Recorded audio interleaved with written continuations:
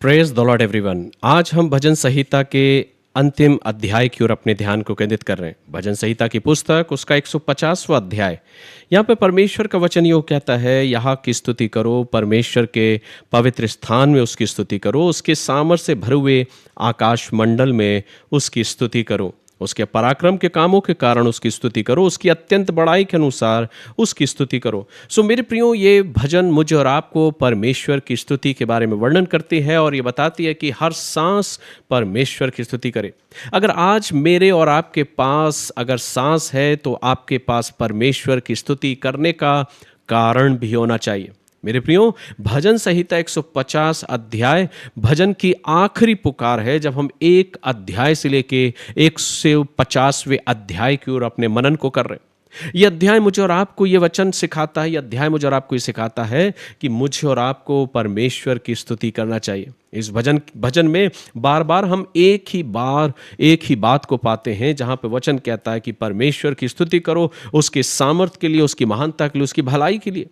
यह भजन हमें सिखाता है कि स्तुति सिर्फ संगीत ही नहीं है, यह जीवन की एक शैली है। जब हम टूटे हुए हों, जब हम बिखरे हुए तब भी स्तुति करना है, जब हम खुश हैं तब स्तुति करना, और जब उत्तर ना मिले तब भी परमेश्वर की स्तुति करना है, क्योंकि परमेश्वर ना बदलने वाला परमेश्वर। और अंत में परमेश्वर का वचन मुझे और आपको सिखाता है कि नरसिंगा फूंकते हुए उसकी स्तुति करो, सारंगी और वीणा बजाते हुए उसकी स्तुति करो, ढप बजाते और नाचते हुए उसकी स्तुति करो, तार वाले बाजे और बांसुरी बजाते हुए उसकी स्तुति करो, ऊंचे शब्द वाली झांझ बजाते हुए उसकी स्तुति करो, आनंद के महाशब्द वाली झांझ बजाते हुए उसकी स्तुति करो। जितने प्राणी हैं सब के सब यहाँ की स्तुति करें, यहाँ की स्तुति करो। सो मेरे प्रियो, इसका मतलब ये है कि जब तक मुझे और आपको जिंदगी मिली है, ये सांसें मिली हैं, मुझे और आपको परमेश्वर की स्तुति करने का कारण है कि ये जीवन का देने वाला मेरा और आपका परमेश्वर है, जिसने मुझे और आपको ये जीवन दिया है। शायद आज आपके और मेरे पास वो सब कुछ ना हो जो आप अपने जीवन में पा रहे हो,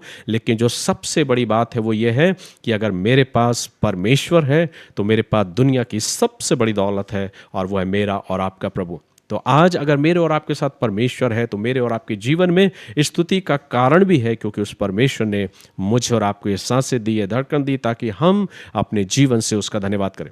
सो मेरे प्रियो, भजन संहिता की पुस्तक का 150वां अध्याय इस भजन का वो सांस है जिसमें ये बताया गया है कि उस परमेश्वर का धन्यवाद करो, क्योंकि हर पद के बाद ये लिखा है कि परमेश्वर की स्तुति करो, उसकी स्तुति करो, उसकी स्तुति करो। सो आइए मेरे प्रियो, हम सब परमेश्वर का धन्यवाद करते हुए प्रभु की आराधना स्तुति करें। और इन पूरे माहों में जब हमने परमेश्वर के वचन के द्वारा आशीषों को पाया है और भजन की पुस्तक के हर अध्यायों की ओर अपने मनन को किया, प्रभु आपसे और मुझसे बातचीत करे और ऐसा अवसर दे कि भजन के हर एक अध्यायों का मनन करते हुए अपने जीवन से प्रभु का धन्यवाद करें, और सिर्फ धन्यवाद ही नहीं पर अपने होठों से उसकी स्तुति और प्रशंसा करें, क्योंकि यह कारण है क्योंकि उसने मुझे और आपको जीवन दिया। प्रभु की आशीष, प्रभु का अनुग्रह, प्रभु की दया आप सभी के जीवन पर बहुत आयत की, और आप प्रभु के अनुग्रह में यूं ही बढ़ते जाएं। God bless you.